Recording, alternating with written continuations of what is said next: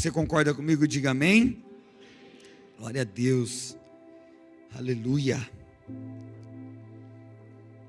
Nós estamos em uma série onde estamos descobrindo e se aprofundando em conhecer o amor de Cristo, né? Temos falado sobre a cruz, temos falado sobre a ceia, porque se não entendermos esta base, os princípios do que Cristo fez por nós, dificilmente, querido, nós vamos abrir mão da nossa vida para viver a vida de Cristo. Dificilmente você vai conseguir se abdicar dos teus pecados, dificilmente você vai conseguir alcançar lugares aonde o Senhor colocou você, estabeleceu você. Então, quanto mais longe da verdade do que Cristo fez por nós, mais longe o nosso coração fica de acessar essa verdade, nos levando a viver e experimentar o novo de Deus. Então nós falamos nessas 3 últimas semanas sobre a cruz de Cristo. Hoje eu quero continuar essa série de amor e quero trazer para nós uma direção daquilo que precisamos ter completo, todo dentro do nosso coração para experimentarmos desta graça. Amém? Glória a Deus. No Salmo 23, nós lemos, e todo mundo conhece o Salmo 23, ele diz que o Senhor é meu pastor e de nada terei falta, mas ele tem um momento que, no final desse Salmo, que ele diz que o Senhor prepara uma mesa na presença dos meus inimigos, sabe? E muitas vezes, o que é essa mesa preparada na presença dos meus inimigos? O que é isso para você? Qual é o significado disso? Qual é o valor disso, né? De ter essa mesa, de ter esse diante dos nossos inimigos. Primeira coisa que nós precisamos entender, o que é nossos inimigos? Quem são os nossos inimigos, né? Muitas vezes nós temos como inimigo aqueles que se opõem à nossa vida, aqueles que nos perseguem, aqueles que são contra aquilo que cremos, aqueles que são de opiniões diferentes, de estilos diferentes. Muitas vezes, se alguém começa a dar palpite na tua vida e você não gosta disso, essa pessoa vai se tornar teu inimigo de alguma forma dentro da nossa cabeça, em algum instante isso se torna dessa forma. Porém, esse não é os nossos inimigos. A Bíblia nos ensina que a nossa luta não é contra o sangue e nem contra a carne, mas sim contra toda principados, potestades e hóstias da maldade. A nossa luta, querido, está travada, e na verdade nós já somos mais que vencedores nessa luta, né? Se nós formos entender as regiões celestiais, nós vamos ter o terceiro céu, aonde Deus habita. Nós vamos ter o segundo céu, aonde os anjos e os demônios estão ali atuando, e nós vamos ter o primeiro céu, que é o céu que nós chamamos como atmosfera, o que você vê as nuvenzinhas, que é onde nós estamos aqui. Porém, a palavra de Deus diz que Ele colocou sobre nós o diabo debaixo dos nossos pés. Amém? Glória a Deus. Por quê, amado? Porque o Senhor nos fez se assentar junto com Ele. Em qual céus o meu espírito está? Está no terceiro céu. Então, tudo que está abaixo de nós, amém? Presta atenção nisso. É nossa guerra. Então, é uma guerra onde você já é vencedor. Porém, essa guerra, muitas vezes, ela nos toca, ela nos oprime, ela faz a gente tomar decisões erradas, faz a gente andar de uma forma errada, faz a gente ter raiva, faz a gente ter ira, faz a gente ter angústias no nosso coração. Muitas vezes, essa luta toda aqui que está acontecendo, está dentro da tua cabeça, está dentro de você, sabe? Porque alguém determinou, falou palavras que trouxe uma implicância sobre a tua vida, e hoje você sofre consequências disso. Uma forma de entender esse amor de Deus errada, distorce tudo a nossa estrutura de fé e a convicção que nós temos em Cristo Jesus. Então, quando Deus prepara uma mesa na presença dos nossos inimigos, é tão importante ter essa consciência e saber o que é essa mesa, o que é esse banquete, o que tem nessa mesa. Quando Jesus está sendo glorificado em Jerusalém, e os homens todos declarando que Ele é Rei dos reis, Senhor dos senhores, e ele ali montado em um jumentinho, descendo, sendo aclamado. Nesse exato momento, Jesus pega e manda os seus discípulos ir para um lugar e preparar uma mesa, preparar um lugar onde haveria uma mesa, onde eles iam ceiar. E essa mesa que o Senhor preparou para nossas vidas é a mesa da Santa Ceia, é o partir do pão e o beber do cálice do Senhor. E quando Deus está falando que diante dos nossos inimigos Ele prepara uma mesa, Ele está dizendo assim: eu tenho uma palavra e revelo elas aos meus filhos. Eu tenho um poder, o meu sangue derramado na cruz, que é a graça sobre a nossa vida, nos empoderando a viver tudo aquilo que o nosso inimigo tenta nos atrapalhar e combatê-los. Então quando Deus está preparando uma mesa, Ele está falando assim: cara, se você se alimentar dessa mesa, se você comer dessa mesa, tudo que é contra a tua vida, tudo que se levanta contra você, vai cair por terra. Não tem poder, não tem valor. Então é importante nós entendermos isso. É importante entender que Deus está no preparar dessa mesa, na presença do nosso inimigo, é a ceia do Senhor, que nos mostra em meio às batalhas da vida, Deus nos oferece segurança, sustento e vitória. Ao participarmos desse banquete espiritual, reconhecemos a presença constante de Cristo, que nos fortalece e nos guarda, mesmo nos dias das nossas adversidades. Então, não é só comer um pão. Nós temos que ter esse fundamento bem convicto dentro do nosso coração. Não é só participar tomar um suco de uva, querido. Não é só nós nos reunirmos aqui. Deus tem uma mesa preparada para nós. E nessa mesa, eu e você podemos entrar confiadamente e comer e se alimentar de Cristo Jesus. E isso foi através da ceia. Então o tema da mensagem de hoje é uma mesa e 4 dimensões.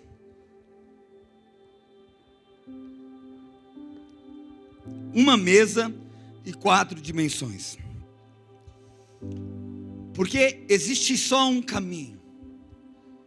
Existe só uma mesa que nos alimenta de verdade. Jesus disse: eu sou o caminho, a verdade e a vida. E quando nós se alimentamos dessa mesa, nós estamos comendo do corpo de Cristo. Nós estamos bebendo do sangue de Cristo. Nós estamos declarando que somos um com Ele. Nós estamos afirmando a nossa fé e dizendo: eu creio dessa forma. Mas para a gente viver e participar dessa mesa em sua plenitude e experimentar toda a graça que tem dentro disso, toda a bênção que ela carrega, toda a verdade que essa mesa carrega, nós precisamos entender essas 4 dimensões, aonde o Senhor nos leva a experimentar e viver, e praticar, e andar, em 4 dimensões da nossa vida, em 4 áreas da nossa vida. Mas o problema é entender por que Cristo morreu por nós. Né? Olha só o que está no livro de Mateus, capítulo 1, verso 21, diz assim: e ele dará à luz um filho, e lhe porás o nome de Jesus, porque ele salvará o seu povo dos seus pecados. Então Jesus, ele não veio nessa terra sem destino, ele não veio nessa terra sem propósito. Ele não só nasceu aqui como eu e você nascemos, e agora vamos experimentar a vida aqui, vamos viver, vamos criar família, sonhos e tudo aqui. Jesus, ele veio para um propósito. Nós precisamos entender isso. Não foi o homem que tirou a vida de Jesus. E muitas vezes há uma linha de pensamento, de raciocínio, que os homens mataram a Cristo. Mas tudo isso foi um propósito de Deus para a nossa vida, amém? Lucas 2, verso 10 diz assim: e o anjo lhe disse: não temais, porque eis que vos trago novas de grande alegria, que será para todo o povo, pois na cidade de Davi vos nasceu hoje o Salvador, que é Cristo o Senhor. Então, Jesus, ele é o nosso Salvador. Nós precisamos entender isso. Marcos capítulo 8, verso 31 diz assim, que Jesus começou a ensinar, e diz assim, e começou a ensinar-lhes que importava que o Filho do Homem padecesse muito, fala comigo, padecesse muito, e que fosse rejeitado pelos anciãos, e pelos príncipes dos sacerdotes, e pelos escribas, e que fosse morto, mas que depois de 3 dias ressuscitaria. Então toda a nossa base de fé, toda a estrutura que temos de convicção, está em acreditar que Jesus veio como homem para um propósito. E qual é esse propósito? Salvar a minha vida, salvar a tua vida. Ele veio pagar o preço do nosso pecado. E por que é importante a mesa dele entender isso? Porque a mesa representa isso. Olhar para a ceia do Senhor é olhar para a cruz, é olhar para aquilo que Cristo fez, é entender o partir do pão, é entender que o seu corpo foi despedaçado pelos teus pecados, pelos teus erros, pelas tuas falhas, pelas minhas falhas. Por quê, amado? Porque quando eu entendo essa verdade, eu começo agora a andar não mais como um condenado, eu não ando mais como um pecador, eu não me relaciono como qualquer um, mas sim como aquele que foi perdoado, aquele que foi amado, aquele cuja as suas ofensas, as suas culpas não tem mais poder sobre as nossas vidas. Então tudo aquilo que o inimigo realmente tinha como provar na nossa vida, você olha para você e você vê coisas erradas, você vê falhas, você vê um monte de erro. E esses montes de erros, eles te oprimem, eles te prendem, eles te condenam. E quando eles te condenam é porque eu tirei os olhos da cruz, eu tirei os olhos do que Jesus fez por mim, eu parei de olhar para aquilo que Cristo fez na minha vida e me amou. Porque se eu estou perdoado, por que eu me condeno? Porque se você foi perdoado de todos os seus pecados, por que há condenação no teu coração, amado? Só tem uma resposta para isso. Porque eu nego a cruz, pastor. A condenação é eu nego a cruz, eu não quero andar segundo a cruz. Eu não quero acreditar que a cruz teve o poder suficiente para perdoar todos os meus pecados. E isso aqui é um erro gravíssimo que acontece no meio da igreja. Você se relaciona com Deus, você está cheio de Deus, você tem falado, orado e tratado por Deus, e ao mesmo tempo você descarta tudo isso e fala assim, não, ainda o problema está comigo, ainda tem muita coisa para ser perdoado, muita coisa para ser paga. Então Jesus, nenhum homem foi lá e falou, olha, eu vou matar Jesus e é tudo isso. Foi no tempo certo, ele se entregou. Ele não foi morto, mas ele se entregou. Ok? Então, a mesa do Senhor, em 1 Coríntios capítulo 11, verso 23, ela nos mostra, ela nos aponta que para experimentarmos dessa divindade, dessas bênçãos, nós temos que andar em 4 dimensões, temos que ter esses 4 pontos bem estabelecidos dentro do nosso coração. Porque se você tem dúvida da cruz, se você tem dúvida do poder de Jesus através da cruz, querido, você fica um alvo muito fácil. A sua vida é muito vulnerável. Os altos e baixos, eu acordo querendo Deus, eu vou dormir querendo fazer mal. Sabe, qualquer evento de doutrina, qualquer roda de samba, qualquer bagunça te chama. Por quê? Porque não está concreto, não está convencido o teu espírito, o teu coração do poder da cruz, do que Jesus fez por nós, amém? Em 1 Coríntios ele vai nos direcionar, verso 23, a gente lê isso em todas as ceias, diz assim, porque eu recebi do Senhor o que também vos ensinei, que o Senhor Jesus na noite em que foi traído, tomou o pão, e tendo dado graças, e partiu e disse, tomai e comei, isto é o meu corpo que é partido por vós, fazei isso em memória de mim. Então Jesus ele começa agora a mostrar os caminhos da ceia, e ele começa a dizer que isso tem um motivo, tem um propósito, faz fazer em memória dele. Semelhantemente também depois de cear, tomou o cálice, dizendo: este cálice é o novo testamento no meu sangue, fazei isso todas as vezes que beberes em memória de mim, porque todas as vezes que comeres este pão e beberes esse cálice, anunciais a morte do Senhor até que venha. Portanto, qualquer que comer este pão ou beber o cálice do Senhor indignamente, será culpado do corpo e do sangue do Senhor. Examine-se, pois, o homem a si mesmo, e coma deste pão e beba deste cálice, porque o que come e bebe indignamente, come e bebe para a sua própria condenação, não discernindo o corpo do Senhor. Então, na mesa do Senhor, na ceia do Senhor, é servido o pão e o vinho, que representa o corpo e o sangue de Cristo. Eu quero fazer uma pergunta totalmente paralela da palavra. Você sente nesse momento uma bagunça na tua cabeça?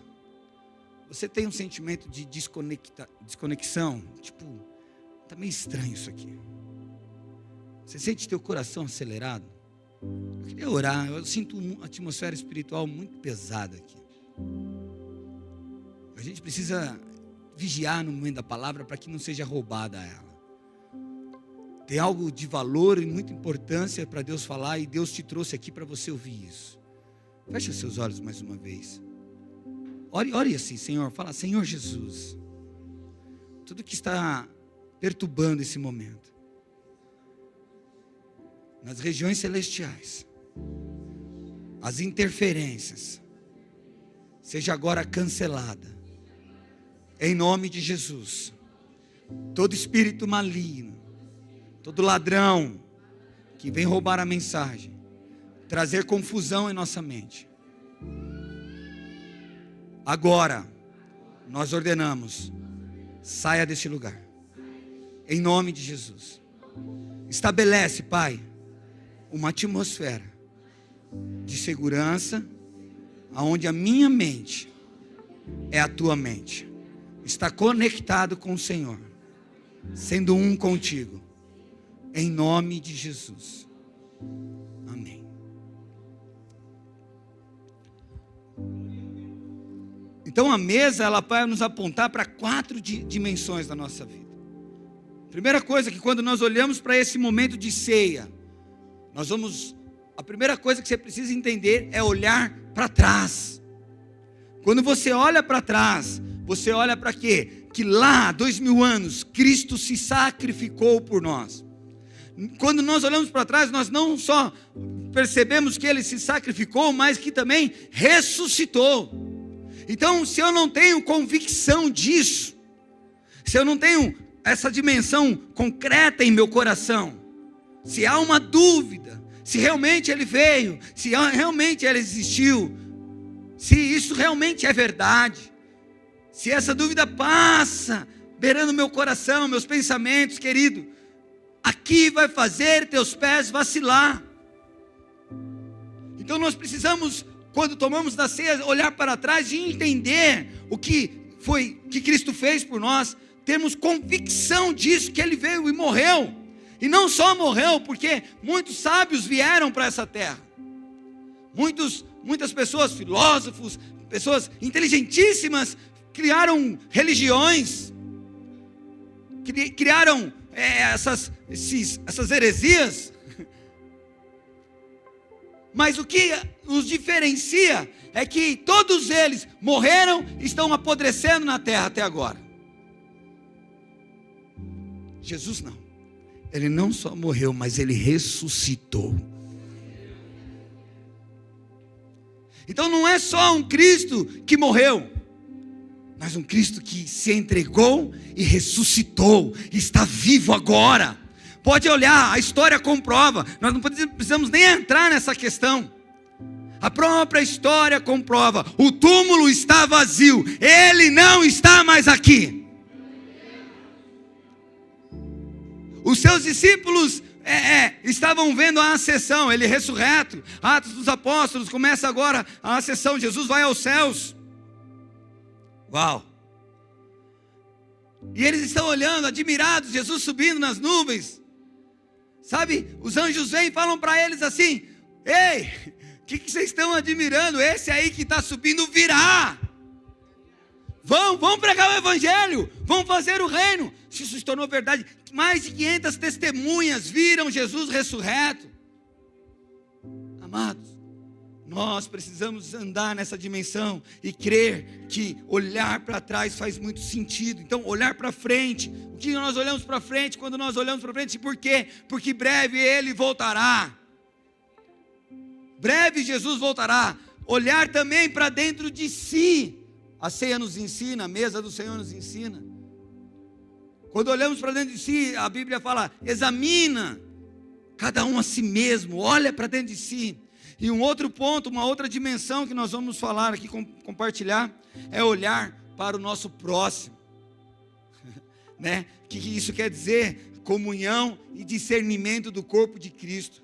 Se nós não entendemos essas 4 áreas, sabe, o nosso relacionamento vai ser vulnerável, vai ser, uma hora você está tão convicto, outra hora não, uma hora você quer tanto Deus, outra hora não. Então nós precisamos andar nesses 4 alinhamentos, que o Senhor traga esse alinhamento hoje sobre as nossas vidas, amém? Então 1 Coríntios capítulo 11, verso 26 diz assim, porque todas as vezes que comerem este pão e beberem este cálice, você anuncia o quê? A morte. Que nós estamos declarando, eu acredito que Jesus morreu e ressuscitou. Então quando eu participo disso, eu estou falando para Deus, Pai, a minha fé é convicta nisso, eu sei que o Senhor veio, eu sei que a sua morte cumpriu toda a lei, e o Senhor pagou os meus pecados, o Senhor disse, está consumado. Não há mais condenação, amado, não há mais culpa, seja liberto de qualquer sentimento que te condena, pela verdade do Evangelho. E como que nós conseguimos acreditar nisso? Porque Ele morreu, Ele escolheu morrer, não foi alguém que o matou, porque Ele morreu e ressuscitou ao 3º dia. E eu quero ser enfático nisso, porque isso precisa estar certo dentro do nosso coração, senão não vai ter sentido tudo que fazemos. Então ele está dizendo assim que a mesa, o que é participar da ceia do Senhor, é olhar e entender que Ele morreu, e estamos fazendo isso em memória dele até que Ele venha. Então, a cruz de Cristo é o centro da mensagem cristã. Não há um evangelho sem a cruz. Não temos como viver o evangelho, as boas novas, se não houver a cruz. Outra coisa que eu tenho que entender, são 3 palavras. Primeira, por que Ele morreu? Por que Ele morreu? Você sabe responder? Eu acho que fica evidente diante do que eu estou falando, mas por que Cristo morreu? Porque o homem estava destituído, o homem pecou, o homem estava falho, o homem era inimigo de Deus, e Ele morreu por causa disso. Porque eu e você estávamos em falha. Agora, segunda pergunta, como Ele morreu? Então eu preciso ter uma resposta, por que Ele morreu? Eu preciso ter uma resposta agora, como Ele morreu? Ele morreu pendurado no madeiro. Por quê, amado? Porque a pastora não trouxe a mensagem falando do sangue, da revolução que há no sangue, que os pecados tinham que ser oferecido, as ofertas, os animaizinhos precisam ser regulados, o sangue deles iam perdoando os pecados, cada pecado que as pessoas cometiam. Agora Cristo, Ele precisava estar no madeiro, o sangue precisava correr sobre o madeiro, uma pessoa poderosa.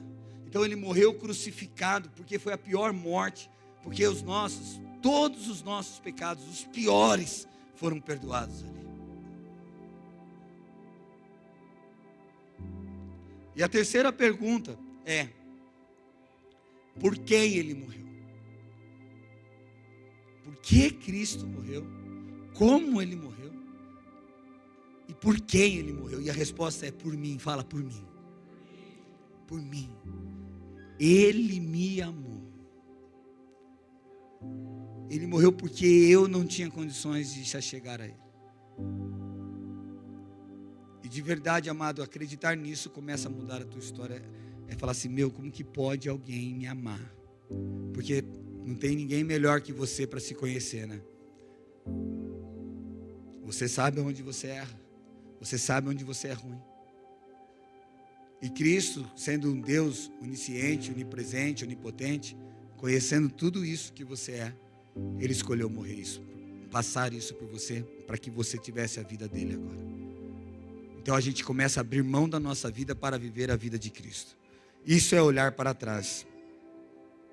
João capítulo 19, verso 28 diz assim: depois, sabendo Jesus que já todas as coisas estavam terminadas, para que as escrituras se cumprissem, disse: tenho sede. Estava, pois, ali um vaso cheio de vinagre, e encheram de vinagre uma esponja, e pondo-a num ísopo, lhe deram a boca. E quando Jesus tomou o vinagre, disse: está consumado. E inclinando a cabeça, entregou o seu espírito. Presta atenção. Ninguém poderia matar Jesus se ele não quisesse entregar-se. Ele entregou. Isso é forte. Isso fala, cara, ninguém pôde tocar nele. Ele veio cumprir um propósito. E esse propósito é trazer vida para nós. Esse propósito é trazer salvação para as nossas vidas. Então nós precisamos andar nessa dimensão. Temos que olhar para a cruz e entender que isso é suficiente. Isso é suficiente para apagar as minhas falhas. O pão representa isso. Ele continua dizendo sobre o cálice, o sangue, porque nós precisamos entender uma coisa: o pão é alimento, é palavra. Jesus disse: eu sou o pão da vida. Então, quando nós nos alimentamos, quando cremos, quando vivemos a palavra, essa palavra ela começa a empoderar as nossas vidas e nos transformar. Porque está escrito, eu creio. Porque está escrito, essa é a minha base de fé, a minha estrutura. E nós compartilhamos dessa mesma fé, amém? E o sangue derramado é a graça nos empoderando a viver e praticar isso. Não é nem meu esforço, porque por nós mesmos não queríamos isso. De verdade, amado, se você teve um encontro com Cristo, se você teve sua vida transformada, isso não tem nenhum mérito em você, foi Deus que tocou no teu coração. Ele escolheu te amar, Ele escolheu se derramar por você. E Ele também te empodera para viver agora tudo aquilo que Ele está ensinando na sua palavra. Ele nos capacita. O que eu faço, pastor, para andar nisso? Eu só preciso crer. Eu só preciso me posicionar. Eu creio que isso é poderoso para fazer isso na minha vida. Amém?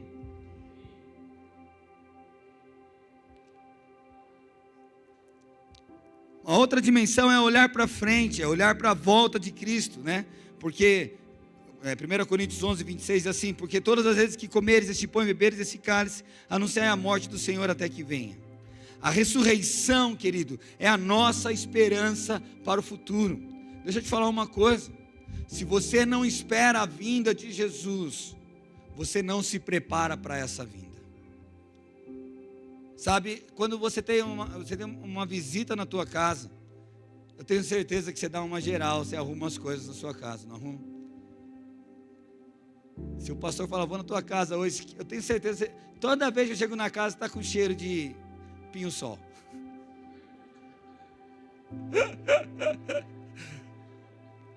E aí é tipo assim, né? Porque você espera, você arruma. Um crente que não espera Cristo voltar, ele não se preocupa com a sua vida. Ele não se preocupa nas falhas, ele não se preocupa em arrumar com as coisas. Então eu tenho uma cruz mostrando a ressurreição, eu tenho uma cruz mostrando a graça, a cruz, eu olho para trás, eu vejo tudo que Ele fez por mim. Mas quando eu olho para frente, eu tenho que ter uma esperança que Ele está vindo, que Ele está voltando, que Ele está chegando, o meu noivo está vindo, e como é que está essa casa? Será que a minha casa tem esperado ansiosamente a vinda de Jesus? Será que você tem andado realmente com Cristo? Você tem vindo para esta igreja, você tem lido a Bíblia, você tem orado, aguardando Cristo voltar, ou no teu coração isso é loucura? Ou no teu coração, Cristo vai demorar ainda, pastor. Sabe o que tinha no coração dos discípulos em Atos dos Apóstolos? Eles não achavam, eles nunca acharam que Cristo ia demorar 2000 anos. Eles tinham certeza que ia ser naquele momento. Tanto é que eles venderam tudo que tinha, tudo era igual. Eles não tinham uma necessidade de obter coisas. Ao contrário, eles compartilhavam. E isso não é errado, querido, porque eles têm esperança da volta de Cristo. E Cristo voltou para eles no tempo deles, na morte de cada um. Mas nós temos que ter a esperança no nosso coração que Cristo está voltando. Porque aí você começa a arrumar a casa, querido. O crente que não espera a volta de Cristo, ele sempre deixa para depois. Amanhã eu mudo isso, amanhã eu mudo aquilo, amanhã eu faço isso e aquilo outro. Sabe, eu queria ter a juventude com desses meninos de 16, 17 anos, e com esse conhecimento, essa revelação que vocês estão tendo. Eu queria ter isso, porque a minha energia seria muito maior em gastar no reino de Deus. Sabe, nós precisamos começar a olhar e falar assim: Deus, se Cristo está voltando, o que eu estou fazendo para isso? O que eu estou me movendo para isso? Eu quero pregar, eu quero salvar vidas, eu quero curar pessoas, eu quero levar o evangelho de Jesus, eu tenho um fôlego para isso, eu tenho tempo para isso, sabe? É claro, agora eu vou tentar no meu tempo, depois de velho. Mas, amado, a gente precisa olhar para dentro de nós e falar assim: há uma esperança. Eu olho para frente. A ceia, quando então nós tomamos da ceia, nós estamos dizendo assim: Senhor, eu não só estou olhando para a cruz, eu não ando só querendo nessa dimensão, porém eu espero o Senhor voltar, porque em breve o Senhor virá. Sabe, Apocalipse capítulo 3, verso 11 diz assim: eis que venho sem demora, guarda o que tens para que ninguém tome a tua coroa. Quem anda na dimensão do Espírito, que olha lá para frente, sabe, ele contempla a coroa da vitória. Existe uma coroa para você. É como se você olhasse e falasse assim: eu estou chegando, Jesus, nesse prêmio.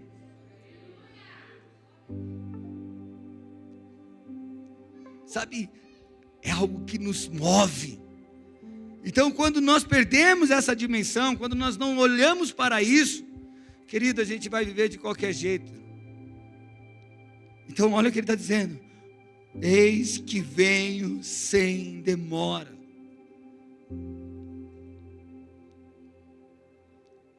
Terceiro ponto, terceira dimensão é olhar para dentro de si.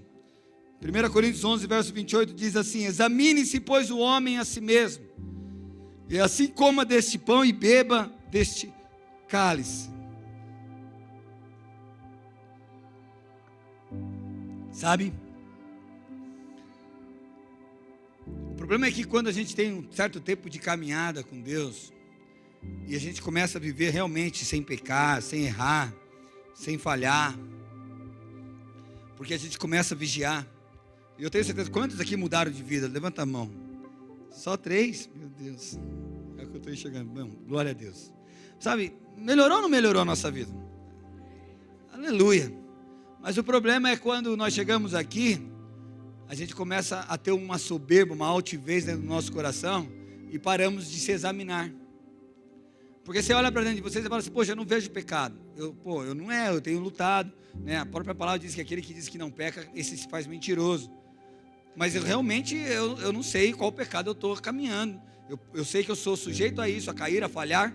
Porém, eu tenho guardado, eu tenho vigiado meu coração, eu tenho permanecido fiel no Senhor. O problema é quando essa fidelidade me faz ter altivo ao ponto de eu parar de examinar e saber, ou lembrar de onde eu vim, quem eu era, o miserável homem que sou, e deixo esse sentimento dominar meu coração, e paro de observar e examinar realmente o que está errado dentro de mim. Quando nós estamos falando nessa dimensão de examinar a si mesmo, como está a sua vida com Deus? Você está queimando por Jesus? Existe uma fome dentro de você? Existe um temor que te empodera? Que te fortalece? Ou está nem aí? Ou você nem se preocupa mais com você? Sabe, há uma diferença, querido, nós temos uma mentalidade de que, poxa, eu erro, eu falho, eu quero fazer as coisas, mas não consigo. Eu quero servir a Deus, eu quero ser melhor, eu quero me entregar mais, eu quero abrir mão disso e daquilo outro. Mas eu falho, eu erro, eu vacilo. Quando eu percebo, eu já estou fazendo a mesma coisa que eu falei que não ia fazer. Mas o interessante, querido, é ter uma intenção dentro do meu coração. Se eu no meu coração estou aqui lutando contra isso, é porque eu estou vivo. É porque o Espírito de Deus está no meu coração me direcionando, me guiando, falando: ei, Fabiano, presta atenção, isso não é legal. Porque outro tempo, amado, eu não se importava por aquilo que o Espírito Santo falava dentro de mim. Você também não. Se nós erramos com dor, se falhamos com dor, isso é um bom sinal. Porque existe algo de Deus dentro do teu coração te levando para isso, para olhar para dentro de si, para se examinar, para prestar atenção e dizer: puxa, eu preciso melhorar. O problema é quando nós não estamos nem aí com esses sentimentos. Então como é que está a sua vida com Deus? Você tem se preocupado em se melhorar? Você tem realmente analisado suas ações, ou você só tem culpado o mundo ao seu redor? A culpa de você ser triste, infeliz, tá, tudo, são os outros? Então significa, amado, que na dimensão de olhar para dentro de si, se examinar, você não está andando. Porque não tem a ver com os outros, tem a ver comigo. Eu preciso ter uma chama dentro do meu coração, eu preciso ter um fogo dentro do meu coração, por Jesus.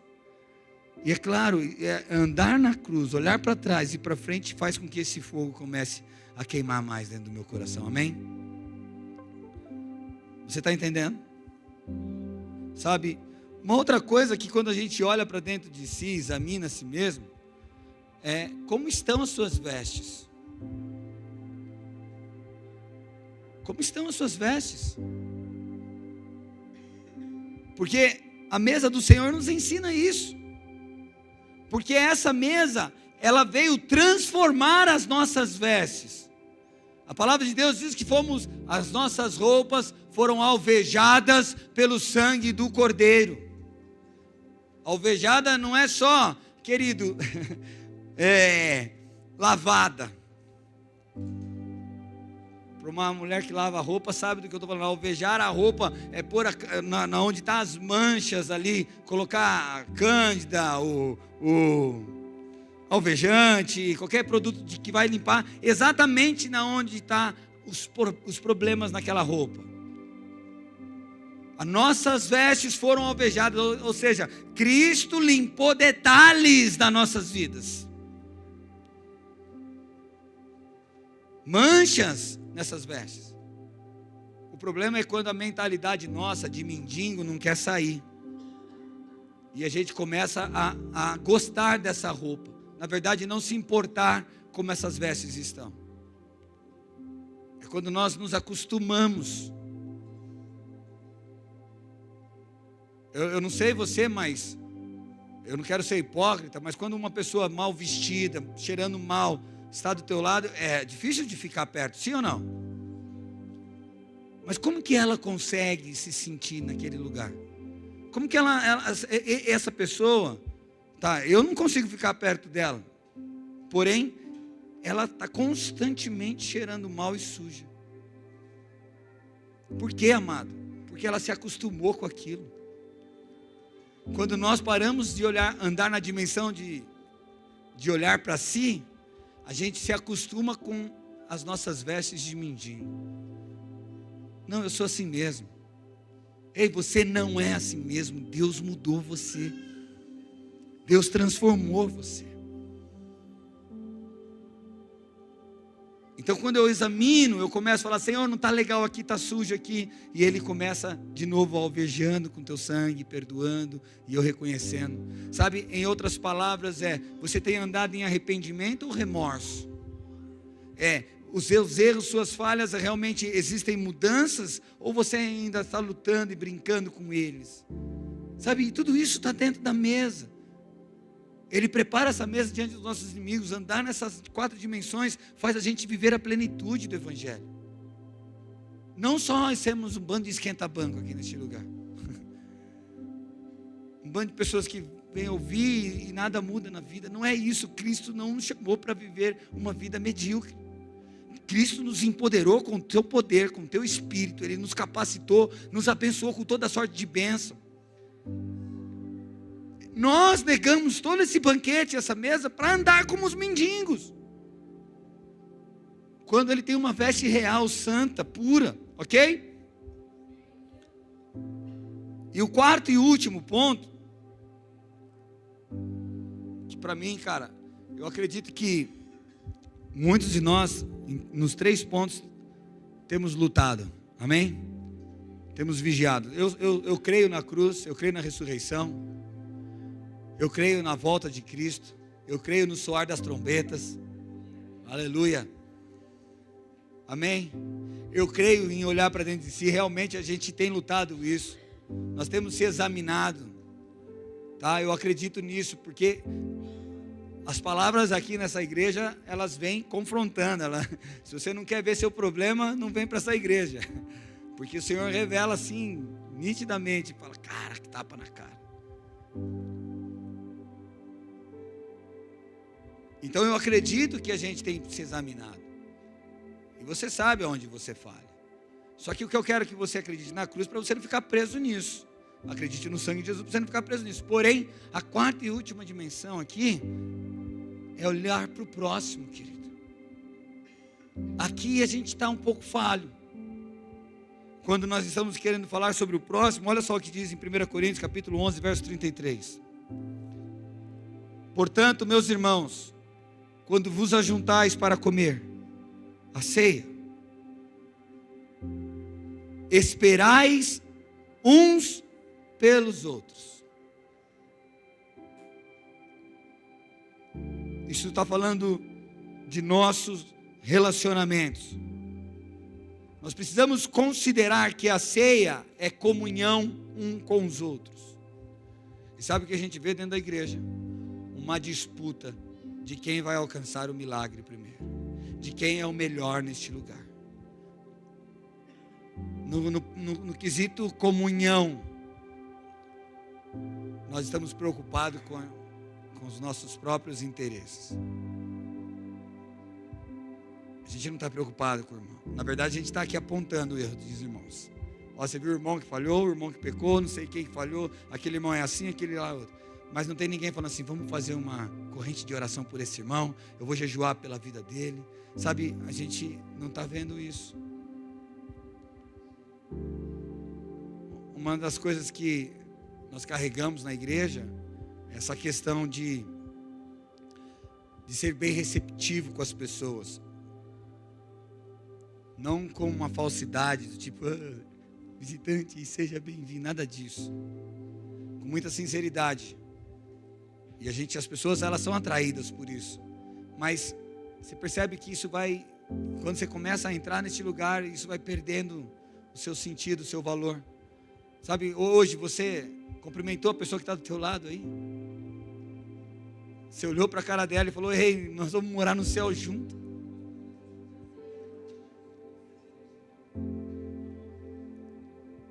Sabe, você se preocupa em olhar para as pessoas neste lugar e amar elas?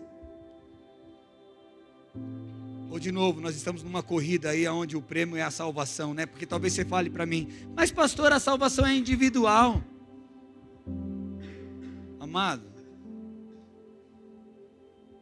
é claro que você é responsável pela sua salvação, por isso que ela é individual. Porém, nós compartilhamos de um pão que representa o corpo do Criador de todas as coisas, que escolheu abrir mão de toda a sua glória para ser como nós, para morrer por nós, pelos nossos pecados. Não tem como eu comer deste pão e não amar o próximo neste lugar, não discernir que cada um que está aqui faz parte deste corpo. Não dá para partir o pão e eu me sentir superior a alguém neste lugar. Não dá para eu partir o pão e achar porque eu tenho uma posição social favorável, que eu sou mais santinho do que o irmão que tem uma posição desfavorável e não está vivendo os milagres, e eu me coloco numa posição, não, esse aí é de outra laia. Ei!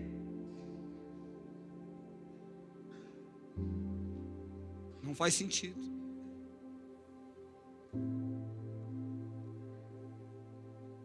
A gente precisa tomar cuidado com isso, porque cremos na cruz, cremos que Jesus vai voltar, cremos que precisamos se examinar.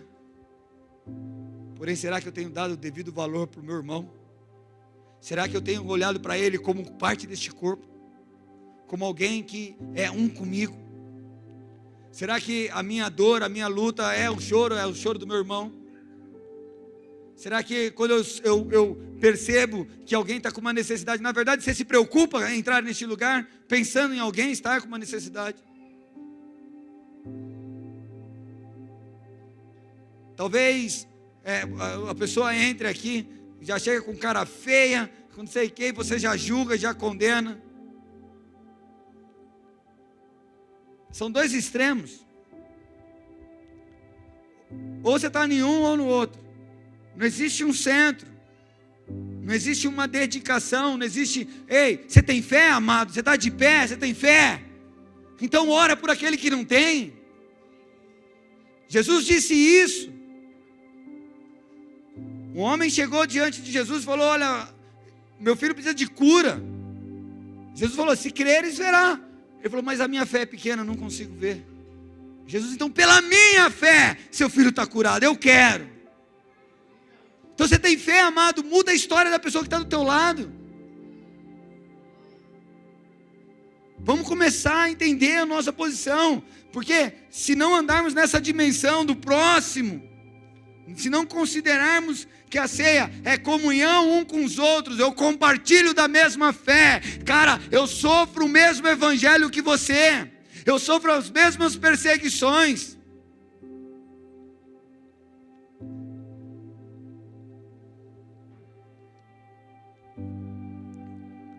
Há 20 anos atrás eu provei e vi.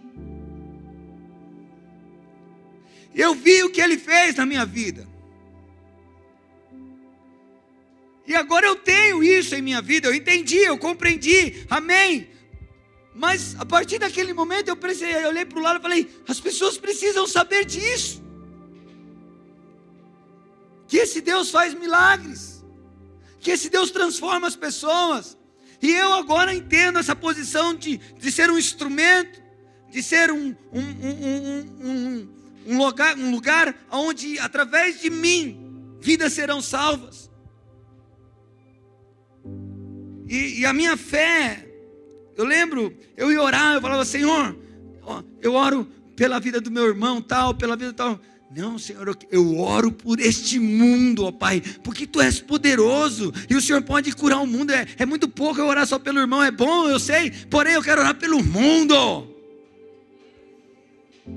Eu comecei a queimar minha vida, sabe, não para eu ser alguma coisa, querido, mas eu comecei a abrir mão, sabe, dos momentos com os meus filhos, dos momentos de descanso,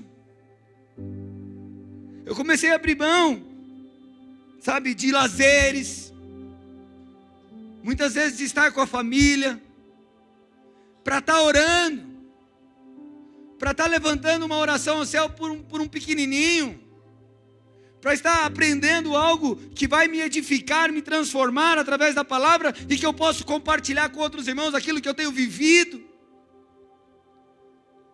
Sabe, eu abri mão de comprar melhores roupas, eu abri mão de comprar as comidas que talvez eu queria, enfim, eu abri mão de andar de carro, eu abri mão de tantas coisas.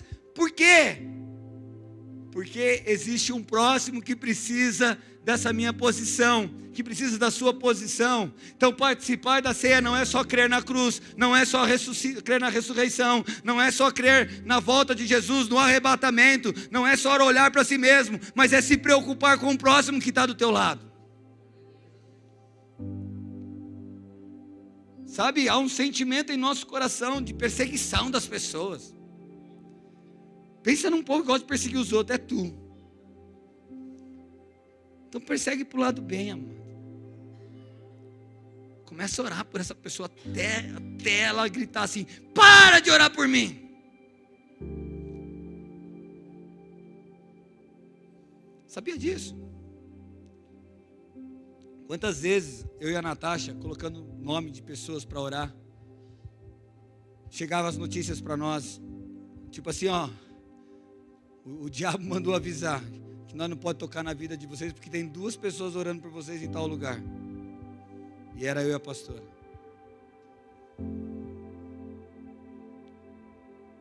Fala a verdade. Amar o próximo é perder algumas noites de sono e interceder por umas vidas que a gente precisa. Senhor, coloca no meu coração isso.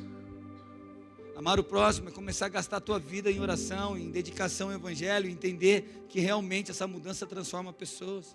O seu testemunho salva vidas. Então a ceia se torna completa. Então, porque muitos estão doentes e dormem? Porque a Bíblia diz, eu tenho muita gente comendo e participando da ceia e não está entendendo nada do que é isso. Por isso estão doentes, por isso estão adormecidos, porque a fé não é convicta, é uma fé manca, é uma fé mais voltada para si. Eu preciso dar certo, eu preciso arrumar um emprego, eu preciso arrumar uma pessoa, eu preciso ganhar um não sei o que, eu preciso disso. Calma aí, amados. Será que nós estamos aprendendo com Cristo? Quando Cristo partiu o pão, sabe o que ele estava dizendo, cara? Ele estava falando assim, ó, eu abro mão de toda a minha realeza, cara. Eu abro mão de toda a minha grandeza, eu abro mão dos céus para vir aqui com você. E um discípulo de Jesus, ele precisa no mínimo entender isso.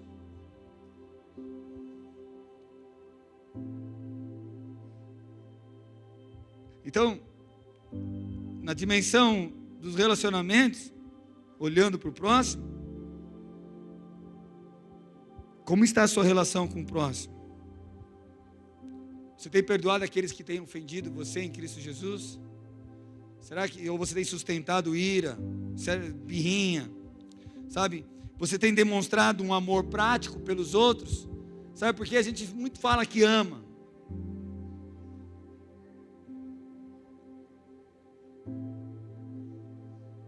Mas Tiago diz assim: se você ora a Deus, pedindo para Deus aquecer alguém, e você tem a blusa e não dá a blusa, é vão a sua fé, ela não é uma fé convicta. Quantos de vocês podem ajudar as pessoas e só estão assim com a intenção boa de amor? Precisamos ter mais atitude. O amor precisa ser praticado. Você deve se importar pelas pessoas, você deve abraçar as pessoas neste lugar e dizer: cara, como é importante que você está aqui. Eu fico feliz quando você está aqui. Meu coração se agita. Sabe, quando a igreja está adorando, eu fico feliz porque a igreja está se conectando com o Criador. Isso me alegra, isso é o prazer que a gente tem que ter no nosso coração. Eu estou sendo muito sincero com vocês. Cristo, ele fez uma obra completa e não pela metade. E a gente tem escolhido algumas partes da Bíblia para viver e outras não.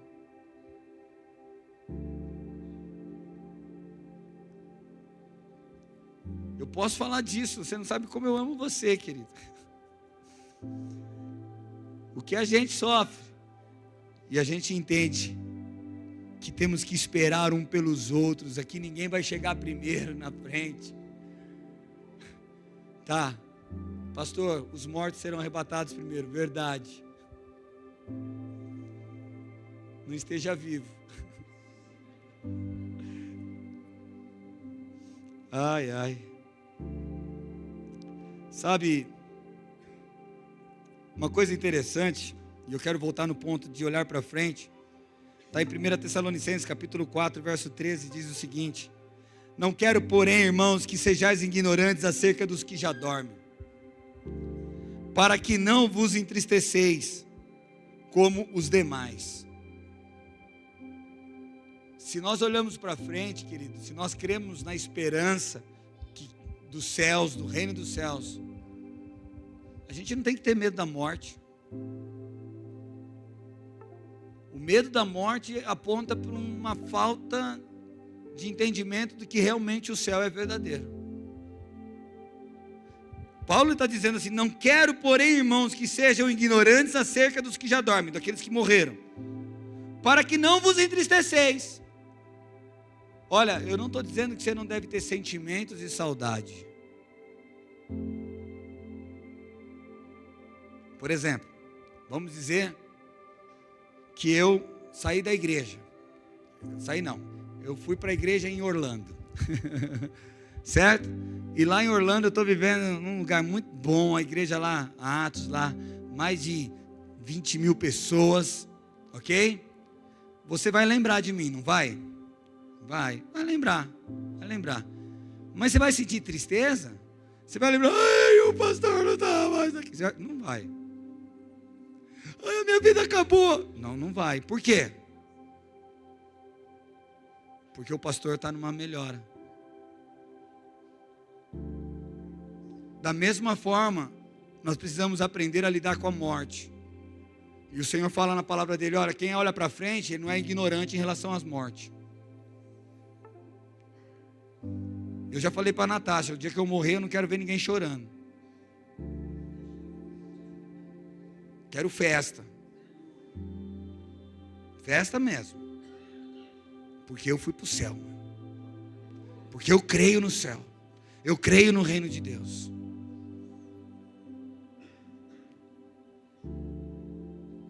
Quem espera, vive dessa forma, amém? Amém? Voltando para os relacionamentos.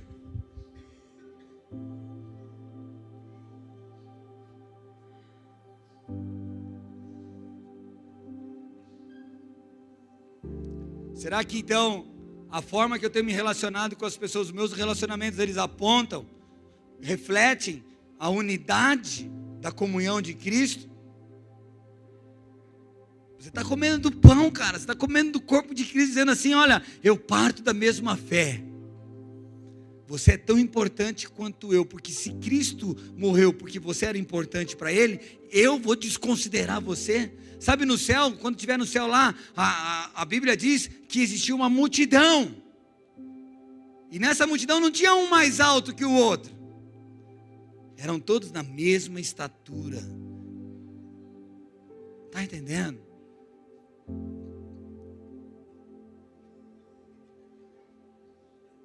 Eu não vou ser baixinho no céu, em nome de Jesus. Ninguém vai ser mais alto que eu lá. Para os baixinhos, fica feliz comigo, tá, Ingrid? Amém? Tamo junto. Por que, amado? Por que é que a gente deixa nosso coração se dobrar e achar que somos melhores que alguém? Existe liderança, existe hierarquia, tudo bem, isso não está falando que é maior que alguém. É só questão de responsabilidade, função. Mas todos nós somos iguais. Então o mesmo Deus que responde a minha oração, Ele responde a sua. O mesmo Deus que me usa poderosamente, Ele usa você poderosamente. Agora eu tenho que parar de correr só atrás de mim. Sabe, Jesus falou: cuida dos próximos. Cuida do próximo. Ama o próximo como a ti mesmo. É o maior mandamento. Amar a Deus sobre todas as coisas e o próximo como a si mesmo. Sabe, se nós não valorizarmos as pessoas, se nós não colocarmos as pessoas em um pedestal, colocar elas em destaque, querer que as pessoas cresçam, querido, nós não estamos vivendo o Evangelho. Nós não estamos participando dessa mesa. Nós chegamos no comer dessa mesa, só que no partir do pão a gente não parte. É só soberba, é só orgulho, é só, sabe, roubando a glória de Deus. A glória é só dele. E quando eu devolvo a glória para Ele, quando eu exalto meu irmão, quando eu ajudo meu irmão, quando eu levanto alguém. E nós precisamos andar nisso. Uma outra forma também da gente olhar para o próximo é pensar assim, amado: eu estou contribuindo para a edificação da comunidade cristã, também entre os nossos valores. Porque quando nós contribuímos com esse lugar, querido, a gente sustenta para que essa mensagem e outras pessoas conheçam Cristo, sejam tratadas, sejam edificadas, sejam capacitadas para viver o Evangelho.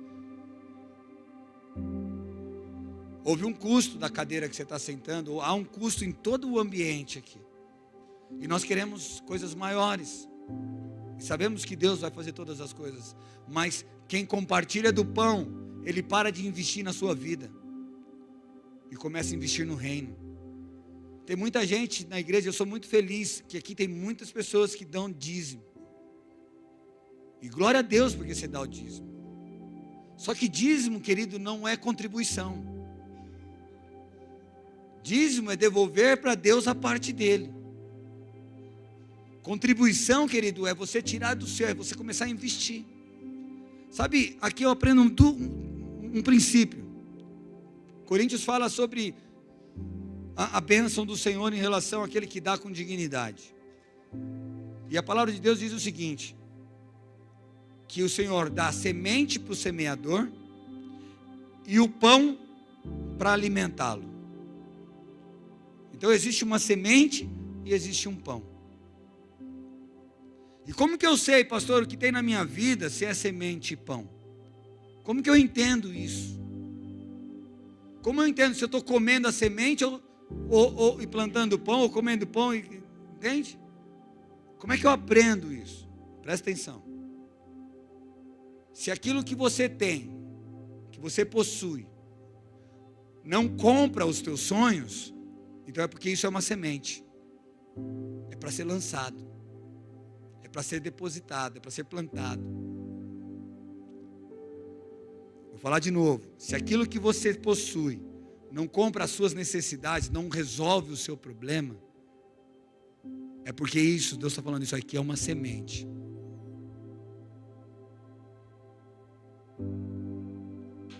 Estão entendendo? Vamos pensar num trigo. Os dois são iguais, tanto a semente do trigo, quanto o trigo que é amassado para fazer o pão, amém? Porém um gera vida, um produz e o outro não. Um é para alimento e o outro é para multiplicação. Como eu sei, pastor, qual que é e qual que não é? De novo, estou precisando comprar um carro, só que o que eu tenho não dá. Então é semente. Lança, planta, e essa semente vai frutificar, vai produzir muita semente, muito alimento para você, e você vai ter condições de comprar um carro. Eu preciso, comprar um celular novo, enfim, não importa a área, querido. Eu quero que você aprenda a discernir o que é semente e o que é pão na tua vida. O Senhor tem derramado semente sobre o coração dessa igreja, amém? Porque a semente precisa ser plantada. Então a pergunta é: estou contribuindo para a edificação da comunidade cristã ou estou focando apenas em mim mesmo? O consumismo tem dominado você. Deixa eu falar uma coisa. 1 João capítulo 4, verso 20 diz assim: porque se você não ama o seu irmão a quem vê, como pode amar a Deus que não vê? Percebe? Então existem 4 dimensões onde a ceia do Senhor nos ensina, nos capacita. Se eu tomar a ceia sem olhar para trás, ela não tem valor nenhum. Se eu tomar a ceia, porque o que acontece? Isaías 53 diz que ele levou sobre si todas as nossas dores e enfermidades. Na onde? Na cruz. 1 Pedro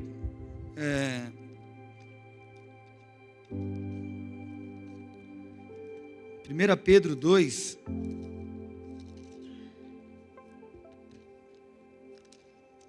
aleluia.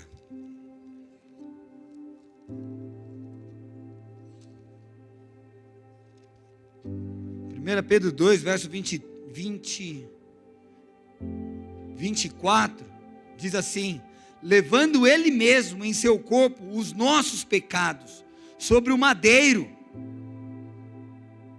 para que, mortos para os pecados, pudéssemos viver para a justiça, e pelas suas feridas fostes sarados, porque ereis como ovelhas desgarradas, mas agora tendes voltado ao pastor e bispo da vossa alma, Jesus. Sabe, todas as promessas dessa palavra está através e liberada para a nossa vida quando entendemos o partir do pão, o comer da ceia do Senhor. Eu sou participante dessa verdade. Nós vamos participar da ceia agora. Eu queria que você ficasse de pé.